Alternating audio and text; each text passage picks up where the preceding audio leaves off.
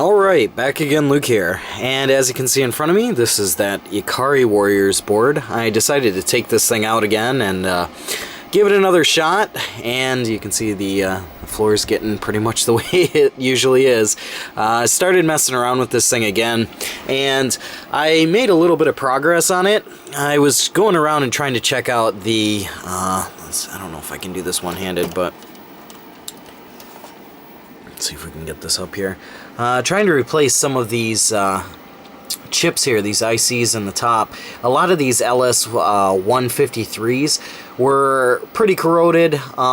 They didn't, when I put the probe on there to see what it was doing, a lot of them weren't doing anything. They were just stuck on high. And so I went and replaced each one of these, and didn't really have any success along this whole row here. And I was thinking, okay, what's going on? And I went over to this LS 174, and I put these all in sockets here, as I'm going along here trying to test and put new chips in there. I went over to this LS 174, I ripped out the old one, I put in another one, and it wasn't changing anything, but once again, touched the bottom here and was able to get a bit of the picture back.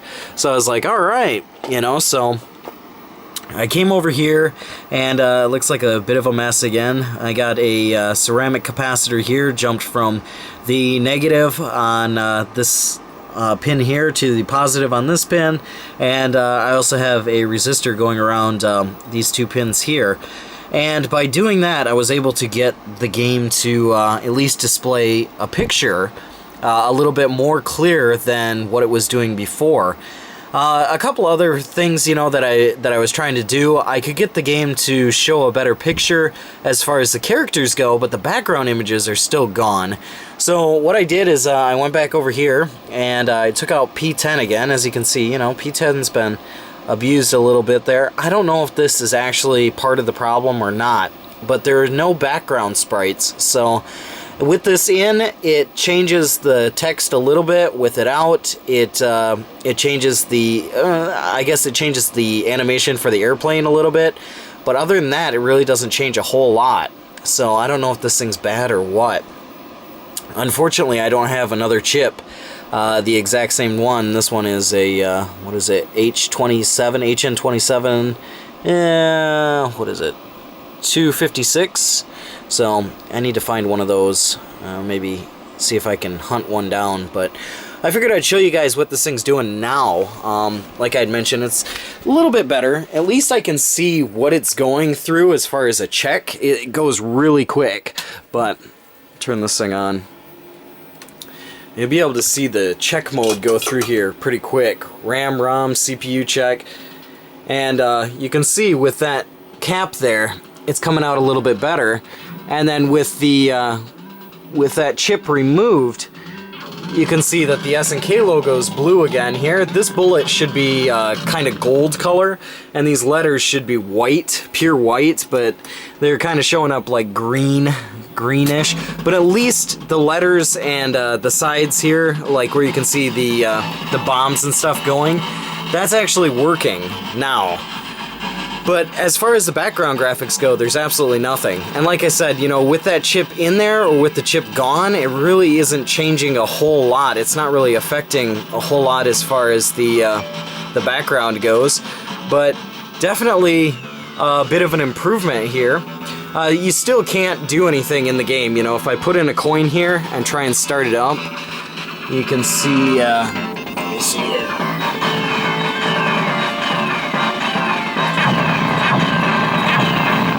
So you can at least read this now. So it says, please push 1 or 2 players button. So if we press the 1, now the airplane suffers from, the graphics, or the bad, bad graphics there. It should be, gray color, and your main character here, still nothing. If I go to push left or right, probably can do it only one time, and then, yeah, that's it. And then it locks up right there. But at the beginning here, let's turn this off one more time. We'll turn it back on. And you can watch this thing start up. it'll come up with an error here. Sometimes it'll say like FFF error, but you can see it kind of scrolling through the check really quick, and a lot of it was kind of spinning really quickly. That's because the handles themselves, the controls, the rotary controls for this aren't hooked up. And if the rotary controls aren't hooked up for it, then it'll come up with an error, and it'll, those numbers will be spinning like crazy, because they're basically potentiometers that control the spinning of the left and right. But without that connected up, it'll just throw up that error. But let's turn this thing off here for a second, and we'll put this chip back in just to show you what it does. We'll put the chip in normally. Alright, there we go, just to show you what it does with the chip in here. Like I said, not too much of a difference.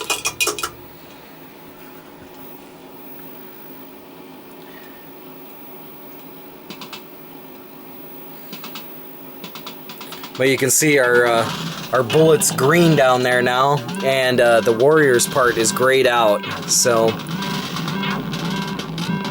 really not sure, what's going on with this thing. There is something kind of funky going on somewhere, but thought I'd show this to you guys here, show you what I've been up to. At least, it's nice to at least be able to see the character, not being like pure yellow.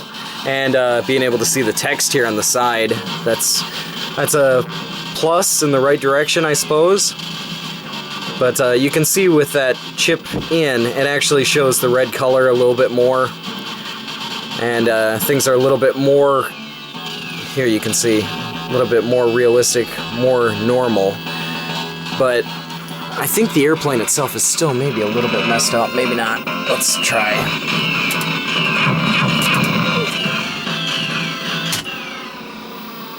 Yeah, the airplane, you can see it's a blue color now, where it's supposed to be red.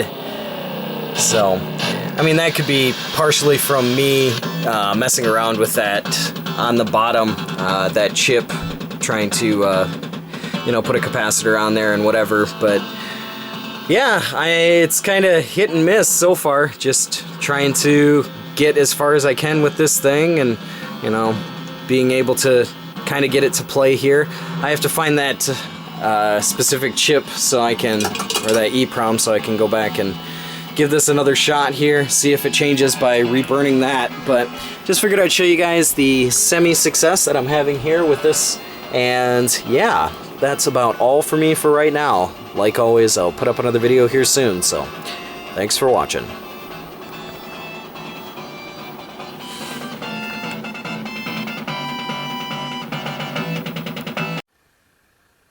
Okay, so as you can see here, I've still got the board all opened up, but I'm showing a lot of progress here. Unfortunately, I can't show you right now, because one of the main problems was this chip right here. And this is, this is HM6116P-3, and this is 16K SRAM. And these chips here, these 4 chips here, are responsible for the background graphics as well as the character sprites in the background. And as I was probing around this board here, I came over to this point here and started checking the RAM, and sure enough, after bridging a couple of contact points, I was able to get the characters in the background, and the game was actually kind of running.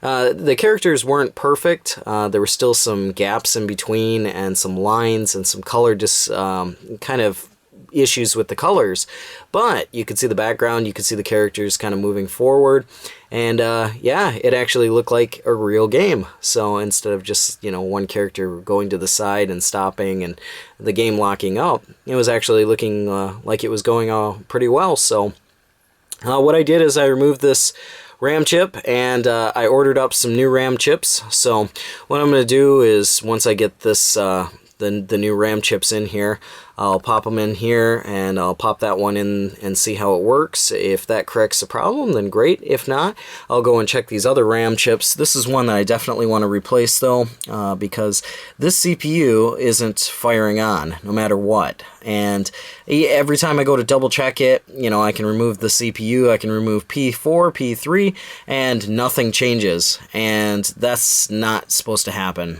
You know, it should do something. But since it's not doing anything, that further makes me believe that this RAM chip here is probably not working so well. So I'm going to remove that one as well and put a new one in there. And hopefully, by just the combination of the two here, this should be enough to get it going. So probably be about a week before I get the parts in, but once I get the parts in and get it all situated here, I'll make another video, and hopefully the next video with this thing will be a video of it actually working. But just wanted to give you guys a little bit of an update as far as the board. I'd love to turn it on here, but without this RAM in it, it's probably not going to do anything. I think it'll just lock up. We'll try it anyway, but...